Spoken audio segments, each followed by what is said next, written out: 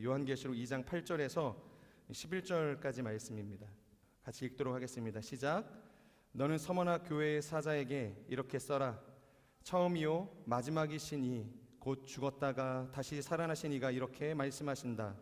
내가 내 환난과 가난은 알지만 실은 내가 부자다. 또 내가 자칭 유대 사람이라 하는 사람들의 모욕도 알지만 실은 그들이 유대 사람들이 아니라 사탄의 집단이다. 너는 고난당할 것을 두려워하지 마라.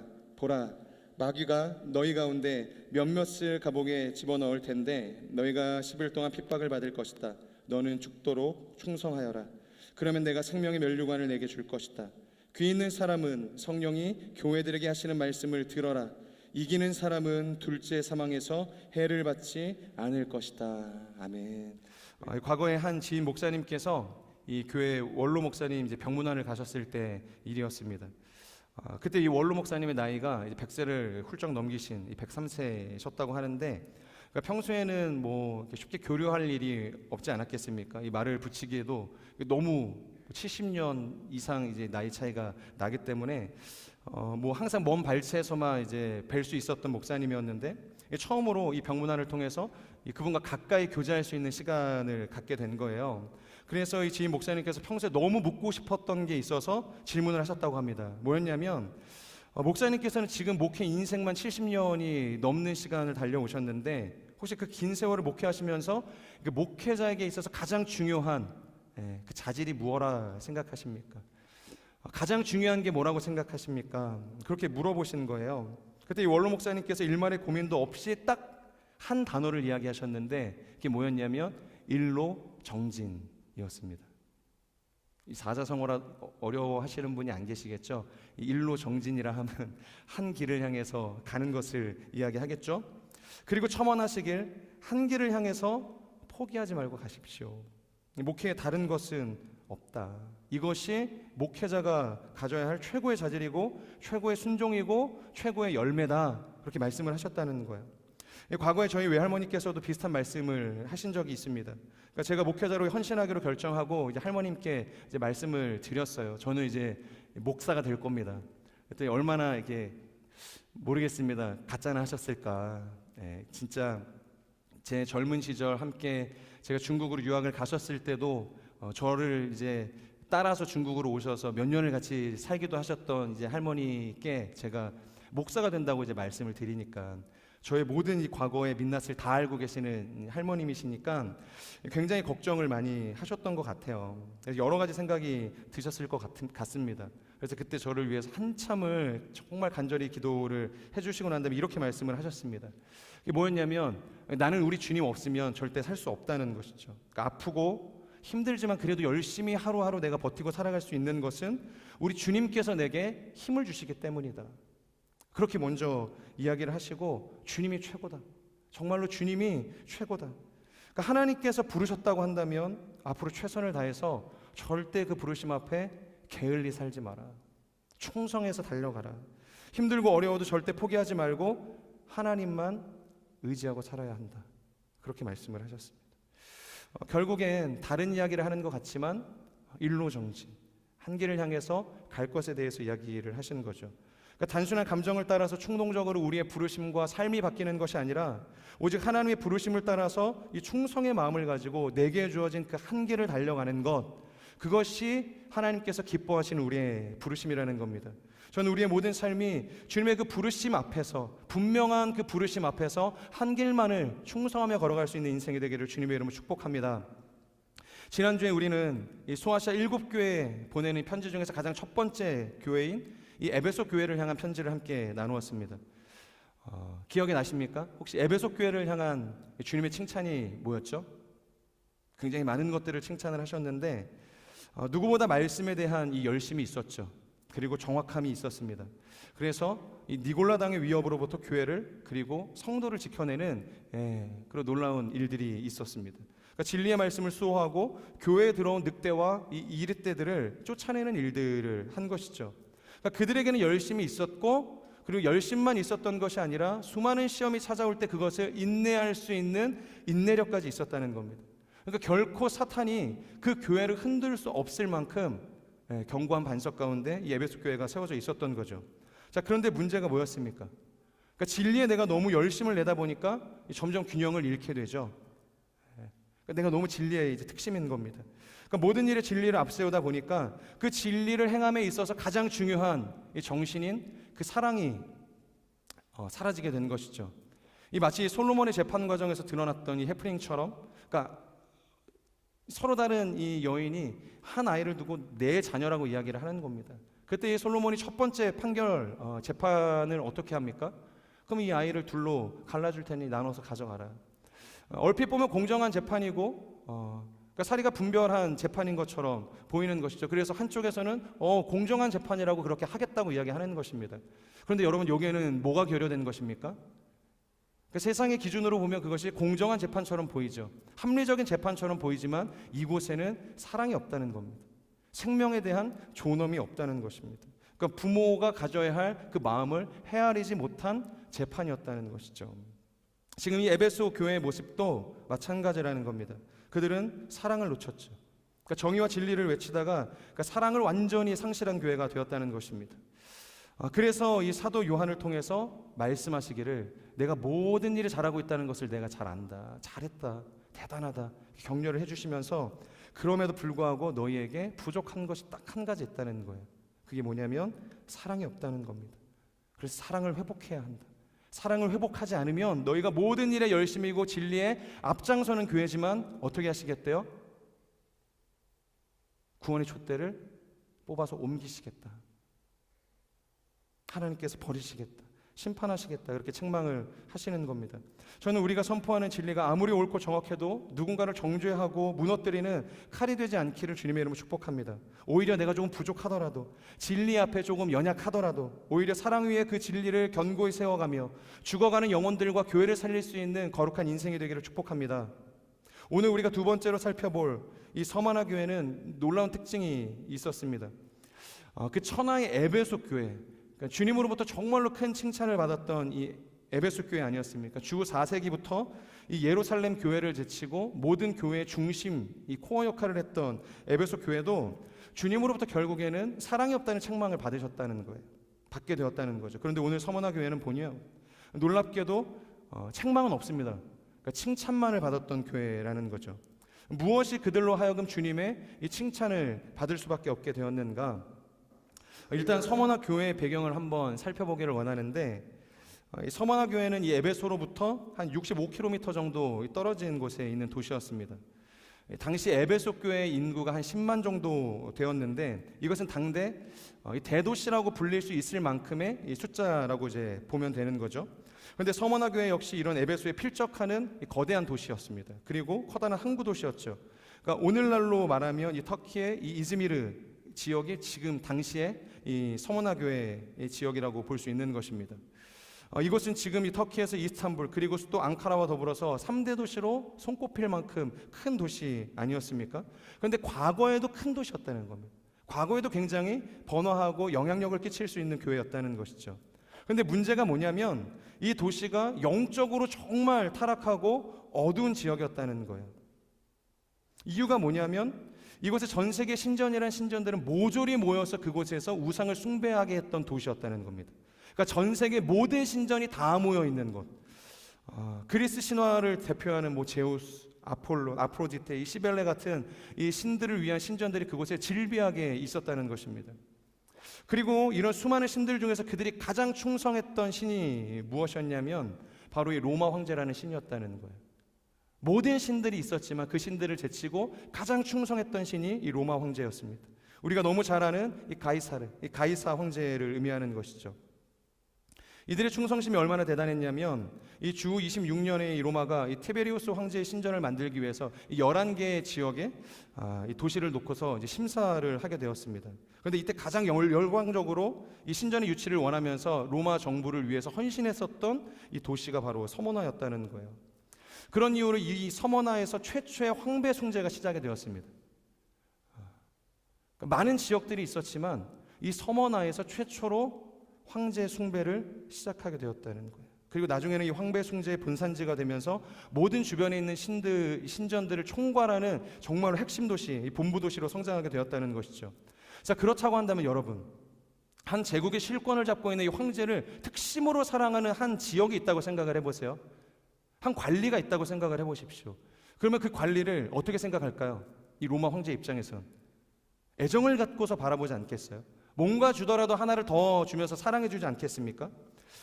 그러니까 황제가 이 서머나의 모든 경제적인 혜택들을 몰아주는 일들이 있었습니다. 그 덕분에 서머나 사람들은 다른 것에서는 몰라도 이 먹고 사는 문제만큼은 전혀 부족함이 없이 고민 없이 살아갈 수 있게 되었다는 거예요. 자, 그런데 그런 곳에 교회가 생긴 겁니다. 서머나 교회가. 이 황배 숭배의 본산지인 어쩌면 이 로마의 수도보다 훨씬 더 이 황제를 더 열심으로 섬기는 사람들이 모여있는 그 집단들이 모여있는 지역이 서머나 지역인데 그곳에 이 교회가 생긴 것이죠. 당연히 뭔가 어려움이 있을 거라는 암시 그것이 보이지 않습니까? 이 정상적인 교회로 자립하는 것이 어려울 거라고 우리가 쉽게 추측할 수 있는 것이죠. 우리 9절의 말씀을 같이 한번 읽어보도록 하겠습니다. 본문 9절입니다. 시작.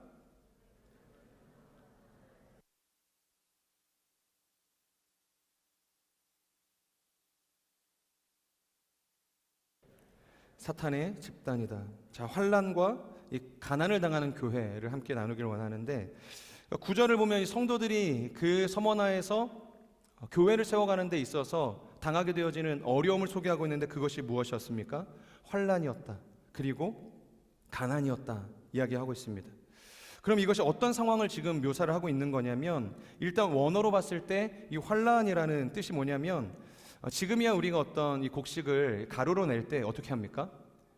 이제 믹서기 같은 이제 기계에 넣어가지고 그것을 이제 빻기 시작하면 자연스럽게 이게 고운 가루가 되지 않겠습니까? 근데 당시에는 그런 것이 없었기 때문에 이 말이나 소가 끓어야 할 그리고 끌 수밖에 없어요. 거대한 이 맷돌을 만든 다음에 그 맷돌 위에다가 그것을 이제 뿌리기 시작을 하는 거죠. 그리고 말을 통해서 그 맷돌을 움직이는 겁니다. 그러면 그 맷돌이 지나가는 자리마다 곡식이 담겨져 있는 자리마다 그 곡식이 박살이 나는 일들이 일어나지 않겠습니까? 그러니까 곡식이 깨지고 이 부셔지는 일들, 이 거대한 맷돌에 의해서 완전히 산산조각 나지는 이 모습을 당시에 이 환란이 사용되어지는 헬라어 원어로 동일하게 사용을 했다는 것입니다. 그러니까 지금 이 서머나 교회가 받고 있는 이 환란이라는 것이 부셔지고 깨어지고 완전히 가루가 되어지는 극심한 이 환란을 지나가고 있다고 이야기를 하는 것이죠. 여러분, 당시에 정말로 모든 사람들이 황제를 숭배했던 지역이 서머나였다고 하지 않았습니까? 그러니까 당시에 이 황제가 세운 정치 기조와 이 경제 논리를 통해서만 움직이는 곳이 이 서머나였다는 거예요. 그러니까 이 황제를 향해서 믿음을 보이지 않는 사람, 그런 사람들은 어떠한 이 정치적인 자리에도 세워질 수가 없는 것이죠. 다시 말해서 그 기독교인들이 고난을 당하고 있고 어떤 변론이 필요한 일들에 처해져 있을 때 그 사람들을 대변해서 앞장서 줄 수 있는 사람들이 없다는 겁니다. 다 황제 편에서 일을 하는 사람들 뿐이었다는 것이죠. 그러니까 만약 기독교인들을 향한 조직적인 박해가 그곳에서 일어난다면 어떻게 되는가? 마치 곡식이 맷돌에 깨지듯이 속수무책으로 짓밟히게 되었다는 것이죠. 가령 길거리에 내 자녀가 맞아 죽어도 아무런 항변을 할 수가 없는 것입니다. 그러니까 수많은 사람들이 보는 앞에서 내 배우자가 이 로마 사람들로 인해서 수치를 당하는 일이 있어도 아무런 반론과 그것을 변호해주는 사람들이 없었다는 것입니다. 그냥 깨지고 부셔지는 것만이 그들이 할 수 있는 전부였다는 것입니다. 이것이 그들이 당하고 있는 환란이었어요. 그런데 이것보다 더 심각한 문제가 뭐였냐면 이어서 나오는 가난이라는 겁니다. 가난. 헬라어에서 이 가난을 뜻하는 단어가 두 가지가 대표적으로 있는데, 하나가 이 페니아라는 단어였고 또 하나가 이 프토케이아, 이 프토코스라는 헬라어 단어였는데요. 이것이 같은 가난을 의미하지만 조금은 다른 의미를 가지고 있습니다. 일단 이 페니아의 경우는 이 먹을 것에 대한 걱정은 없어요. 그러니까 하루를 먹을 수 있는 일용한 양식은 있다는 거죠. 하지만 그것을 저장하거나 누군가에게 구제해 줄 수 있는 정도의 양은 아닌 거예요. 그냥 오늘 하루 내가 가지고 있는 양식을 먹고서 그냥 살아갈 수 있는 딱 그 정도 수준이라는 것이죠. 그런데 두 번째 이 프토케이아는 먹을 것이 아예 없어서 구걸을 해야만 자신이 생존할 수 있는 수준이었다는 거예요. 그러니까 절대적인 빈곤을 의미하는 상태라는 것입니다. 다시 말해서 누군가의 은혜와 자비가 없다면, 관심이 없다면, 내 처지를 이해해 줄 수 있는 어떤 사람이 없다면 뭐예요? 생존할 수 없는 상황. 이 절망적인 이 현실을 살아가고 있는 상태를 이야기한다는 것입니다. 그런데 지금 이 서머나 교회 교인들의 현실이 바로 이 푸토케이아, 이 푸토코스를 지나가고 있는 절대적인 빈곤이었다는 것입니다. 황제를 숭배하지 않고 예수님을 주로 고백한다는 믿음 때문에 이 조직적인 박해를 받고 굉장히 많은 이 핍박을 당하는 것도 서러운데, 그들에게 찾아오는 이 절대적인 빈곤은 하루를 연명하는 것도 힘들게 한 만큼 미래에 대한 이 불신앙과 이 소망 없음을 경험하게 했다는 것입니다. 근데 더 절망적인 게 뭐냐면 그들에게 돈이 없어서 이런 빈곤을 경험했던 게 아니라는 거예요.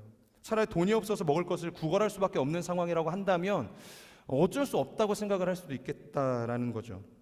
근데 이들이 이 빈곤을 가질 수밖에 없었던 이유는 당시에 이 서머나가 가지고 있는 이 조직 구조 때문이었다는 겁니다. 이 경제 원리 때문이었다는 것이죠. 그러니까 그들이 가지고 있는 이 길드, 이 상인 연합회를 구성해서 그러니까 모든 이 물건을 매매하고 통용하는 일들이 일어나게 되었는데, 그러니까 크리스천 상인들은 바로 이 길드라는 상인 조합에 가입이 되어질 수 없었다는 거예요. 내가 아무리 좋은 물건을 가지고 있어도 그것을 유통하거나 팔거나 매매할 수 있는 상황이 아니었다는 겁니다. 그들의 물건은 구매도 하지 않지만 팔지도 못하게 했었던 그런 상황 속에서 하루하루가 지나가는 것이죠. 그러니까 돈이 있어도 그들은 그 어떤 것도 구매할 수 없는 인생이었다는 겁니다. 그러니 시간이 지날수록 이 서머나 교회의 사람들, 이 크리스천 상인들은 빈곤한 삶을 살아갈 수밖에 없게 되었다는 거죠. 이것이 그들의 현실이었다는 겁니다. 그런데 문제가 9절 하반절을 보면 이 서머나 교회를 향해서 주님께서 뭐라고 이야기하시냐면, 우리 9절 같이 한번 읽어보도록 하겠습니다. 시작.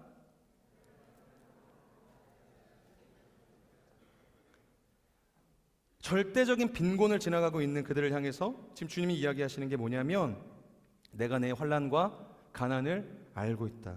그런데 뭐냐면 실상은 내가 부자라는 겁니다. 주님이 이 환난과 가난을 안다고 말씀을 하시는데, 가난하지, 어렵지, 환난을 지나가고 있지, 그렇게 이야기하시는 것이 아니라 그들의 삶을 향해서 뭐라고 이야기하세요? 너희가 실상은 부요한 자다. 그러니까 너희가 부자라고 이야기를 하신다는 거예요. 여러분 한번 생각을 해보자는 거죠. 무엇을 먹을까? 무엇을 마실까? 무엇을 입을까? 이것을 고민하는 사람들은 어떤 사람들일까요? 주님께서 복음서에서 이야기하는 것처럼 이 세대의 사람들, 이 세대의 가치에 함몰되어 살아가는 사람들은 무엇을 먹을까? 무엇을 마실까? 입을까를 고민한다는 것입니다. 우리의 방식이 아니라는 거죠. 철저히 세상의 방식이라는 겁니다. 그래서 더 많은 것을 먹고 더 좋은 것을 입고 더 편안한 환경을 만들기 위해서 온통 그것에 집중하는 것, 그것이 바로 우리가 살아가고 있는 이 악하고 음란한 세대, 주님이 그것을 지적을 하셨다는 거예요. 자, 그런데 반대로 이러한 것을 염려하지 않고 오히려 보이지 않는 그 하나님을 절대적으로 신뢰하고 먼저 하나님의 나라와 그의 의를 구하는 인생, 그리고 절대로 일어나지 않을 것 같은 약속을 마치 우리가 지금 당장 누리는 것처럼 살아가는 인생, 그리고 그것을 믿고 받아들이는 인생, 이것이 바로 그리스도인의 인생이라는 것입니다. 물론 세상의 관점에서는 우리의 이 신앙이라는 것, 삶이라는 것이 굉장히 비현실적이라는 거죠. 그러니까 세상의 많은 사람들이 우리를 바라보면서 핍박하고 조롱하기 일쑤라는 겁니다.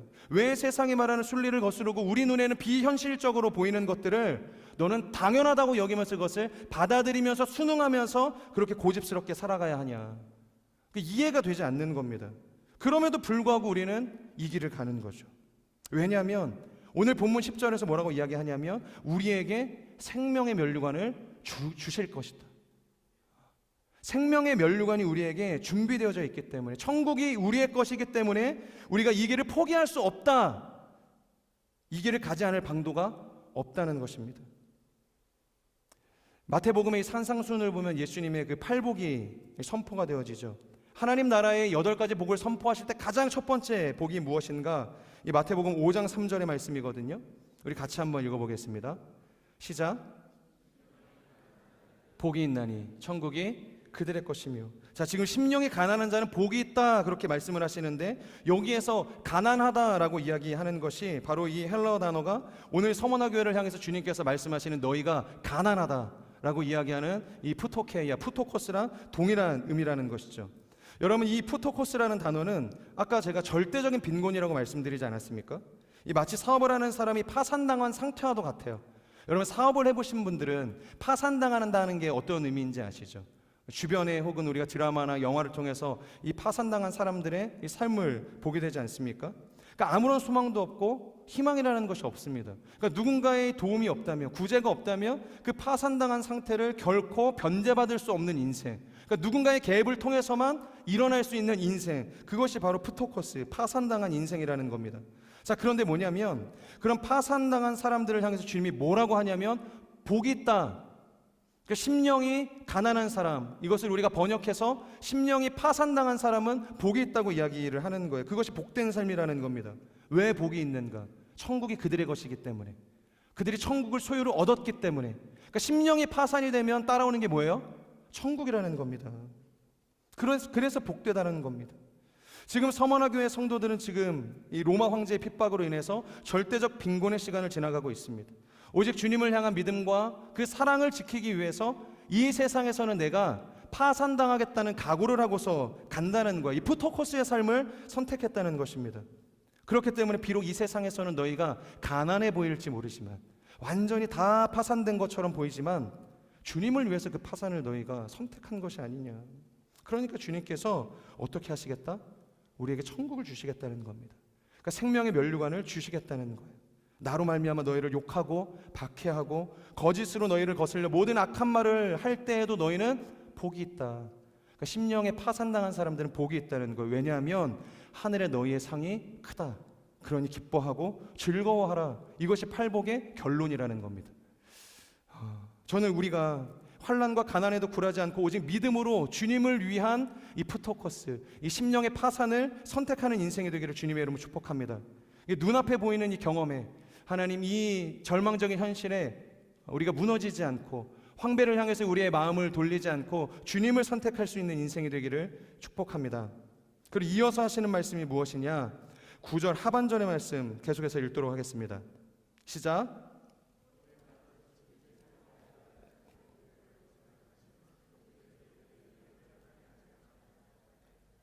아멘. 이어서 나오는 표현이 뭐냐면 바로 자칭 유대 사람이라는 표현이 나오죠. 그러니까 유대 사람이라는 이 자칭 유대 사람이라고 하는 사람들의 모욕이 너희 가운데 있다는 것을 주님께서 아신다는 거예요. 그러니까 이게 무슨 말이냐면 이 교회 안에 타협하는 사람들이 나오게 될 것이다. 타협하는 사람들이 있다고 이야기하는 거죠. 이 서머나 교회의 이 교주를 우리가 이 폴리캅이라고 이야기하는데, 그분에 관한 이 순교의 예가 굉장히 유명하죠.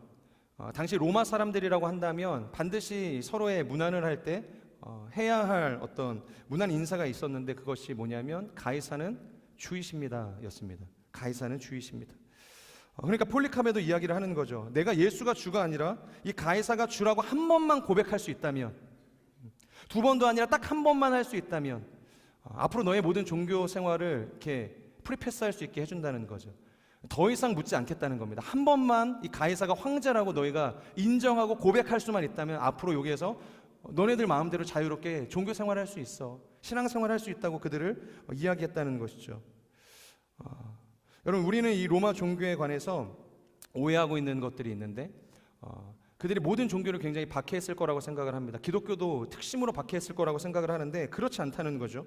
오히려 모든 신들이 모여서 숭배받을 수 있는 곳이 이 로마였습니다. 그리고 유대 사람들도 굉장히 많은 배려를 받았기 때문에 그들이 하나님을 섬기는 데 있어서 크게 어렵지 않았었던 것, 오히려 배려를 받고 도움을 받았었던 곳이 로마였다는 것이에요. 그러니까 내가 어떠한 이 믿음의 스탠스를 취하느냐에 따라서 얼마든지 나의 이 종교와 신앙을 지키면서 살아갈 수 있는 곳이 로마였다는 것입니다. 그러니까 폴리캅 역시 이런 로마 정부의 제안을 딱 한 번만, 눈 딱 감고 한 번만 이 가이사가 주라고 고백만 했더라면 화형을 당해서 죽는 일은 없었을 거라는 거예요. 열심히 교회에 사역을 하고 교회 부흥을 위해서 헌신했을지 모른다는 것입니다.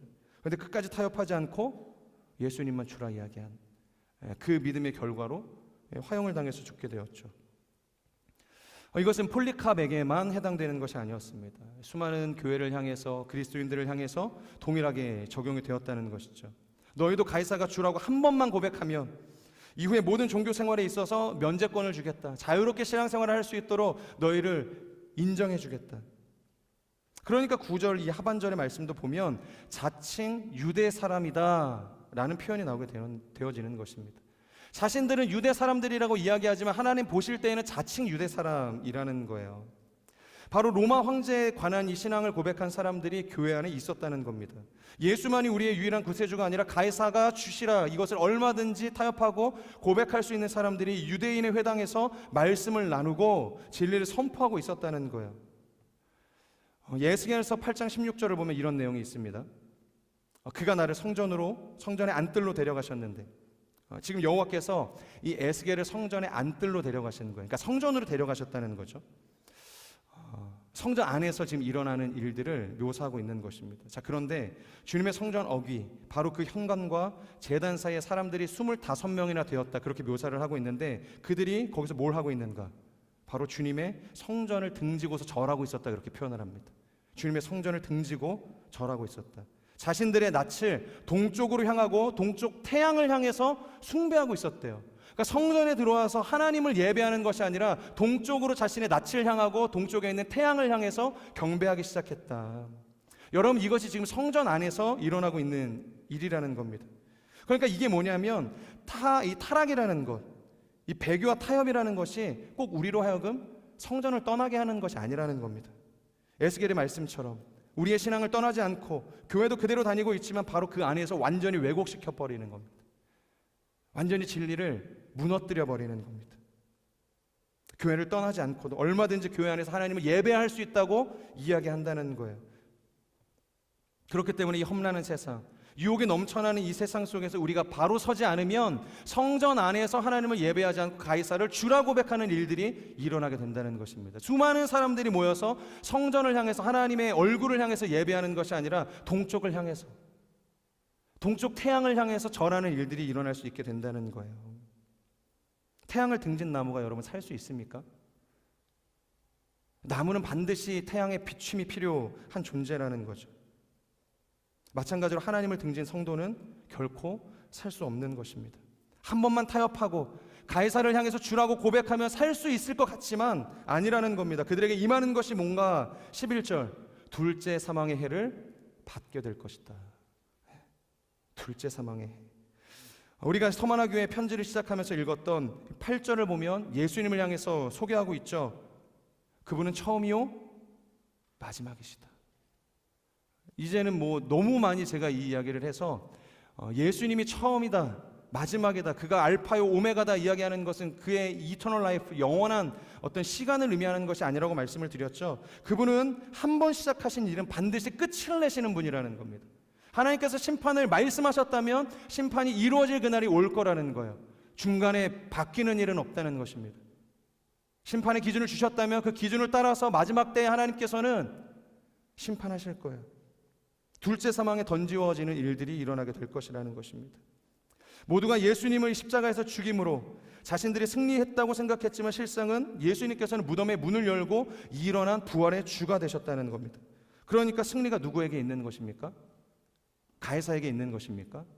우리에게 있는 것입니까? 바로 부활하신 예수 그리스도께 있다는 겁니다. 심판의 권세가 누구에게 있는가? 이 폴리캅을 화형에 처하게 할 수 있는 이 로마의 황제에게 있습니까? 그렇지 않다는 거예요. 둘째 사망의 권세를 가지고 계시는 예수 그리스도께 있다고 지금 이야기하는 것입니다. 여러분, 이것을 보지 못하면 결국 우리는 가이사에게 항복하게 되는 거예요. 가이사 때문에 예수님을 등지고 예배하는 인생으로 전락하게 된다는 것입니다. 저는 우리의 삶이 예수님을 등지는 삶이 아니라 예수님을 바라보고 코람데오의 정신으로 승리하는 인생이 되기를 축복합니다. 자, 마지막 함께 나누길 원하는 것은 어떻게 우리가 주님을 예배해야 할 것인가. 이 10절을 보면 아주 중요한 말씀이 있습니다. 우리 함께 읽도록 하겠습니다. 시작. 너는 고난당할 것을 두려워하지 마라. 보라, 마귀가 너희 가운데 몇몇을 감옥에 집어넣을 텐데 너희가 10일 동안 핍박을 받을 것이다. 너는 죽도록 충성하여라. 그러면 내가 생명의 면류관을 내게 줄 것이다. 중요한 것이 무엇인가? 예배하는 거 좋다는 겁니다. 그런데 죽도록 충성하여라. 그러니까 평소에는 열심히 신앙생활하고 교회생활 하다가 죽음의 문턱 앞에서 오케이, 너 이제 죽을 것 같으니까 좀 약간 이렇게 쉬엄쉬엄 예배해, 이래도 된다는 게 아니에요. 타협해도 된다는 것이 아닙니다. 죽을지라도, 죽어도 충성하라, 그 이야기 하시는 겁니다. 죽도록 충성하라는 것은. 여러분, 세상에 그 어떤 스포츠도 이 중도 포기자의 레코드를 기록하는 스포츠는 없죠. 아무리 내가 열심으로 빠른 걸음으로 이 피니시 라인의 그 경계에서 1등이라고 외쳐도 여러분 그 피니시 라인을 넘어가지 않는 이 선수의 기록은 기록하는 법이 없는 것이죠. 그 기록의 좋고 나쁨과 상관없이 끝까지 완주한 사람, 그 피니시 라인을 통과한 사람의 레코드만이 기록이 되는 것입니다. 그러니까 충성도 마찬가지죠. 마지막 이 피니시 라인을 통과할 때 비로소 우리에게 주어지는 것이 무엇인가? 생명의 면류관이라는 것입니다.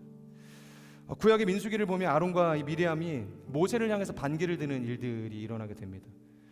왜냐하면은 우리가 아는 것처럼 성소의 가장 깊은 곳 지성소에 들어갈 수 있는 사람은 누굽니까? 레위기 율법에 나온 것처럼 대제사장만이 7월 대속제일에 딱 한 번 이스라엘의 모든 죄를 끌어안고서 그 지성소 가운데 들어갈 수 있는 거예요. 그때 하나님께서 임재하시는 겁니다. 영광의 불로 임재하시는 거예요. 그리고 말씀하시는 거죠. 근데 아론도 한 달에 1년에 한 번 가는 겁니다. 그런데 레위기를 보면 모세에게는 하나님께서 시도 때도 없이 나타나셔서 말씀하시는 거예요. 자신의 영광을 보여주시는 겁니다. 그리고 행할 것들을 알려주시는 거예요. 그러니까 아론과 이 미리암이 뿔이 난 겁니다. 왜? 당신은 우리도 홍해를 건너오지 않았습니까? 우리도 이 광야 생활을 지나가면서 리더십으로 세우시지 않았습니까? 근데 왜 모세에게만 말씀하십니까? 모세만 리더십입니까? 모세만 홍해 건너왔어요?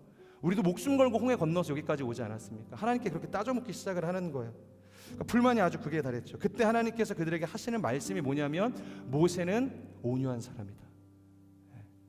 지면에서 가장 온유한 사람이다. 그렇게 이야기하시는 거죠. 제가 죽도록 충성하라 이 말씀을 묵상을 하는데 이 말씀이 생각이 났어요. 그러니까 민수기는 분명히 온유를 이야기하고 있는데 그러면 이게 충성과 도대체 무슨 상관이 있는가? 여러분 하나님께서 이 모세에게 온유하다 그렇게 평가를 하셨을 때 이 온유는 히브리어로 이 프라우스라는 단어가 사용이 되거든요. 근데 이 프라우스를 설명할 때 가장 적절한 이 그림 언어가 뭐냐면 이 야생마를 길들이는 장면입니다. 우리가 잘 아는 것처럼 야생마리라 하면 길들여지지 않은 동물을 이야기하는 것이겠죠.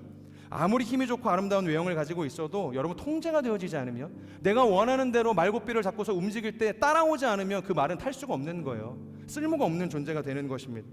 그래서 야생말의 주인은 이 말을 통제하기 위해서 조련사에게 맡깁니다. 막대한 금액과 시간을 들여서 이 말을 조련하는 거예요. 그렇게 주인으로부터 이 야생말을 인계받은 조련사는 그때부터 훈련을 시작을 하는 겁니다. 오랜 시간 다양한 방법을 통해서 이 말을 듣지 않는 야생말을 조련하게 돼요. 그리고 어느덧 훈련이 끝나게 됩니다. 자, 그런데 그때 마지막으로 딱 한 번의 테스트가 더 남아 있는 거예요. 이 테스트를 통해서 그 말이 명마가 될지 아니면 여전히 길들여지지 않는 버려진 말이 될지가 결정이 된다는 거죠. 그게 뭐냐면 일단 모든 훈련이 끝난 말에게 하루 종일 물을 먹이지 않는 겁니다. 그리고 다시 한번 고강도의 훈련을 하게 만드는 거예요. 그리고 그렇게 피로와 갈증이 극에 달했을 그 시점에 조련사가 이 말을 냇가로 데려가는 거죠. 그리고 풀어놓는 거예요. 그럼 어떻게 될까요? 하루 종일 극심한 갈증과 고된 노동을 한 이 말이 이제 드디어 이 말고삐로부터 자유롭게 된 거예요. 그리고 눈앞에 냇가가 있습니다. 엄청난 속도로 아마 냇가로 달려가지 않겠습니까? 그리고 머리를 쳐박고 물을 먹으려고 하지 않겠어요? 그게 본능인 것입니다. 그런데 그때 조련사가 휘스를 부는 거예요. 멈춰, 돌아와. 그때 돌아오는 말이 명마입니다. 그때 돌아오게 되면 그 말을 향해서 이 조련사가 이야기하는 것이 프라우스, 내가 온유해졌구나. 그러니까 목이 말라 죽을 것 같은데 주님이 부르면 돌아오는 것이 온유라는 거예요. 힘들어 죽겠는데 그래서 포기하고 싶은 타협과 충동이 일어나는데 주님의 휘슬이 듣고 들려질 때 그것을 내 마음 가운데 바꿔서 멈춰 세우는 것, 그래서 끝까지 그 고난을 돌파하는 것, 주님을 예배하는 것. 여러분 이것이 바로 오늘 10절에서 말하는 죽도록 충성하라, 그 말에 담겨진 의미라는 것이죠. 저는 우리의 삶이 이 주님의 휘슬 앞에 가해사게 가던 길을 멈추고 주님께로 돌이킬 수 있는 인생이 되기를 주님의 이름으로 축복합니다. 이 환난과 가난 속에서도 죽도록 주님께만 충성하며 주님만이 주이십니다. 이것을 고백할 수 있는 인생이 되기를 주님의 이름으로 축복합니다. 우리 같이 말씀을 기억하면서 기도하도록 하겠습니다. 사랑하는 주님,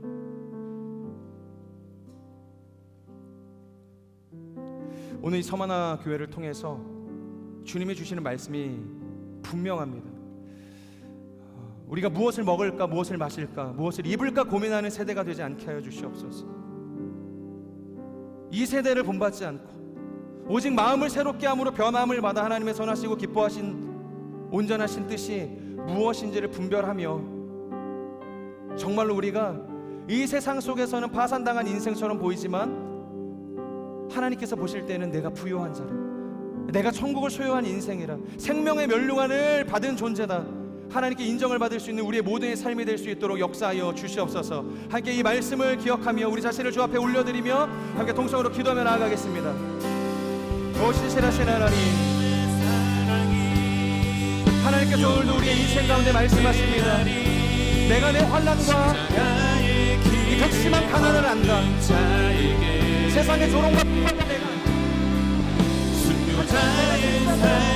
부요한 자라, 생명의 멸류관을 받은 존재라, 생명의 이 파산을 통하여서 천국이 너의 것이니라. 그러니 환난과 이 가난과 고난의 박해 속에서도 기뻐하고 즐거워하라 말씀하시는 주의 음성을 듣고 순종하며 나아가는 하나님의 사람들이 될 수 있도록 역사하여 주시옵소서. 오직 이 믿음의 하나님의 시선을 통하여서만, 이 믿음의 정체성을 가지고서만 하나님의 황제의 유혹을 우리가 돌파할 수 있고 고난하는 이 서만의 시간들을 견뎌낼 수 있는 줄로 믿습니다. 하나님, 나에게 믿음을 더하여 주시옵소서. 나에게 하나님 보시는 것을 보시는 믿음을 더하여 주시옵소서. 하나님 용서하는 땅을 가지고 모든 환난의 시간들을 달려나가는 소망합니다. 고난으로 가며 나가는 시간들을 소망합니다. 정말로 내가 모든 것을 가졌지만 정말로 하나님 앞에서 죽도록 충성하지 못함을 인하여서 둘째 사망에 던지어지는 일이 없게 하여 주시옵소서. 끝까지 충성하는, 끝까지 보람대로 해서 하나님 앞에 예배할 수 있는 거룩한 인생이 되실 수 있도록 성령 하나님 역사하여 주시옵소서. 성령 하나님 우리 가운데 오셔서 죄를 부어주시옵소서. 약한 고백하는 우리의 인생 가운데 찾아오셔서 주님이 강함이 되어주시옵소서. 주님이 우리의 인생 가운데 능력이 되어주시옵소서. 주님만을 붙들고 나아가는 거룩한 세대가 되어줄 수 있도록 주여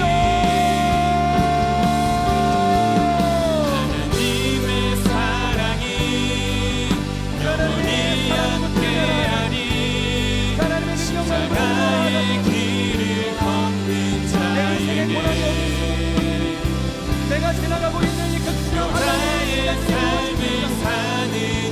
하나님 그 시간 속에서 하나님 타협하지 않게 하여 주시옵소서. 포기하지 않게 하여 주시옵소서. 조롱하는 소리와 죽을지라도 하나님 앞에서 충성의 마음을 가지고 예수 그리스도만 주의 신이라고 고백할 수 있는 하나님의 사람들 되게 하여 주시옵소서. 우리의 모두의 고백이 되기를 소망합니다. 우리의 모두의 간증이 되어주기를 소망합니다. 우리 한 번 더 기도하며 나아갑시다. 하나님께서는 우리에게 예배하라 말씀하시고 어떤 순간 속에서도 하나님을 향한 코람되어 정신을 가지고 승리하는 인생이 되라고 말씀하십니다. 자칭 유대인이라 말하는 사람들처럼 내가 교회에 있지만 진리의 말씀에 많은 공부와 배움이 있지만 그럼에도 불구하고 주님만이 왕이십니다가 아닌 가이사도 왕이 되십니다. 그렇게 타협하며 세상과 하나님을 겸하여 섬기는 하나님 이 배도적인 인생 가운데서 우리가 떠나가게 하여 주시옵소서. 정말로 세상과 주님을 겸하여 섬기고 있었던 나의 모든 영역을 끊어내며 오직 주님만이 왕이십니다. 예수 그리스도만이 나의 유일한 구세주가 되십니다를 믿음으로 고백할 수 있는 하나님의 사람들이 될 수 있도록 역사하여 주시옵소서. 한순간의 선택이 아니라 정말로 죽도록 충성하며 하나님 그 어떤 고난의 순간 속에서도 이 프라우스 내가 원유해졌구나, 내가 정말로 죽도록 충성하는구나, 생명의 멸류관을 내게 줄 것이라 주님의 그 칭찬을 들을 수 있는 하나님의 사람들 되게 하여 주시옵소서. 우리 다시 한번 이 믿음의 고백을 주 앞에 올려드리며 주여 간절히 선포하며 기도하며 나아갑시다. 주여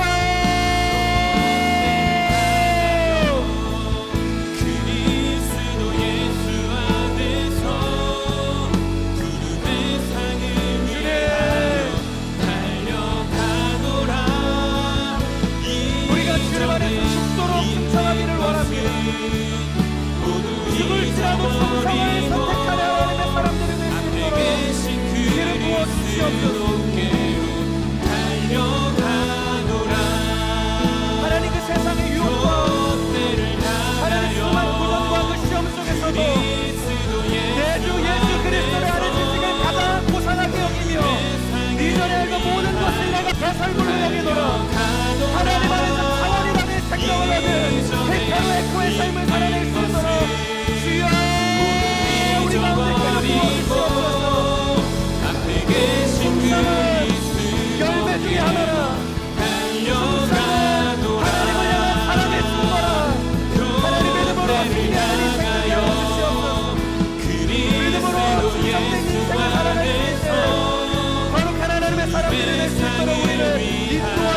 주시옵소서.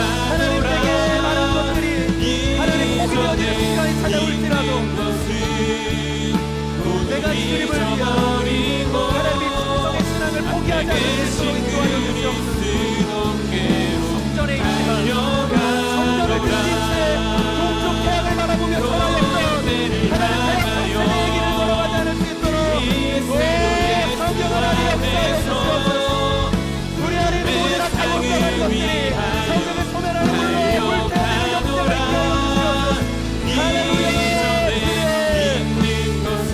할렐루야. 우리의 모든 믿음의 여정 가운데 예수 그리스도가 완벽하기를 소망하노라. 예수 그리스도만이 주가 되시기를 소망합니다.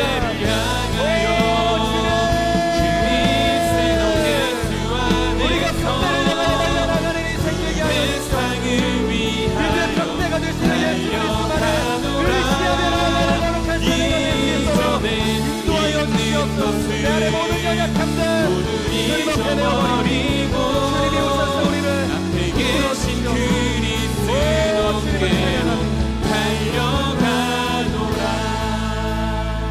우리 마지막으로 한 번 더 기도하며 나아가겠습니다. 하나님께서 허락하시는 이 공동체가 서머나 교회와 같은 죽도록 충성하는 교회가 될 수 있도록 인도하여 주시옵소서. 세상과 타협하는 교회 되지 않게 하여 주시옵소서. 하나님을 향한 신앙의 소리가 아닌 세상의 가치와 경험과 지혜를 가지고 그것을 나누고 서로를 위로하고 세워주는 공동체 되지 않게 하여 주시옵소서. 십자가의 미련한 도만을 붙들고 그것으로 서로의 위안을 삼고 승리의 고백으로 나아가는 믿음의 공동체가 될 수 있도록 역사하여 주시옵소서. 날마다 생명 되신 예수 그리스도, 부활의 승리가 되시는 예수 그리스도만이 주라 고백할 수 있는 믿음의 공동체가 될 수 있도록 기름 부어 주시옵소서. 마지막으로 공동체를 주 앞에 올려드리며 주여 선포하며 기도합시다. 주여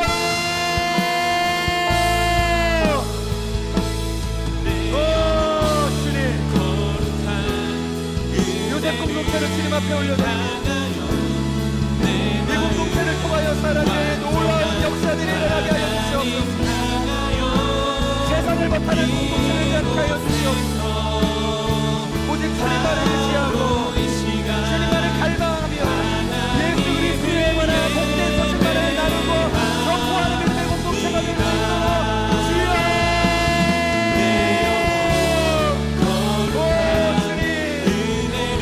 부족하고 연약합니다. 세상을 변화시키기를 꿈꾼다 이야기하지만 내 안에 여전히 인간적인 갈망과 함께만은 하는 나의 연약함이 하나님 우리를 유혹할 때가 얼마나 많은지 하지만 그럼에도 불구하고 참전되신 예수 그리스도만을 의지하며 우리의 모든 문제가 되시는 예수 그리스도만을 의지하며 나아갈 수 있는 거룩한 인생이 될 수 있도록 성령 하나님 역사하여 주시옵소서. 이 공동체의 주인이 되겠습니다. 요새 공동체의 머리가 되시는 이가 예수 그리스도를 고백합니다. 날마다 부활의 복된 소식과 예수 그리스도의 다시 사실에 대한 하나님의 구원의 기쁨 세상에 선포되어지는 하나님의 믿음의 공동체 되게 하여 주시옵소서. 한 사람도 이곳에서 세상대라고 세상의 죄악의 물들을 되게 하여 주시고 오직 마음을 다하고 뜻을 다하고 생명을 다하여서 예수 그리스도만의 온 마음을 다해서 섬길 수 있는 하나님의 사람들 될 수 있도록 역사하여 주시옵소서. 주여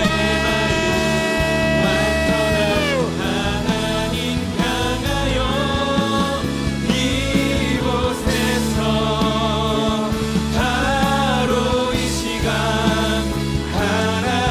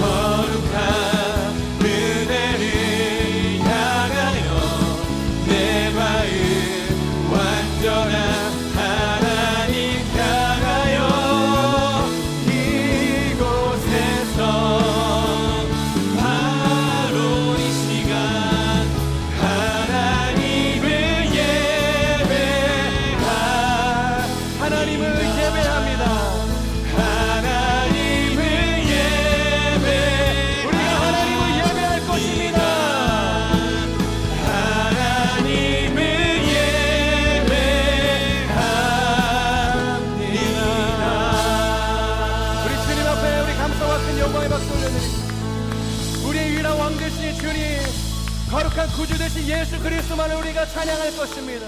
주님만을 우리가 주라 고백하는 거룩한 인생이요 믿음의 공동체가 될 것입니다. 주님 우리 가운데 임하여 주시옵소서. 사랑하는 주님, 우리가 서머나 교회와 같이 예수 그리스도만을 위한 공동체 되게 하여 주시옵소서.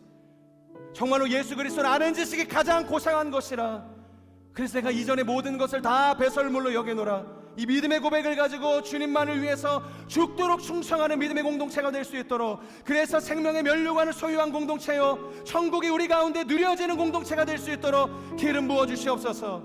세상의 그 어떠한 하나님 허망한 것도, 세상의 그 어떠한 가치도 우리를 흔들지 못하게 하여 주시고, 오직 예수 그리스도만을 우리가 표대 삼고 하나님 이 믿음의 경주, 이 신앙의 경주를 완주할 수 있는 하나님의 사람들이 될 수 있도록 축복하여 주시옵소서.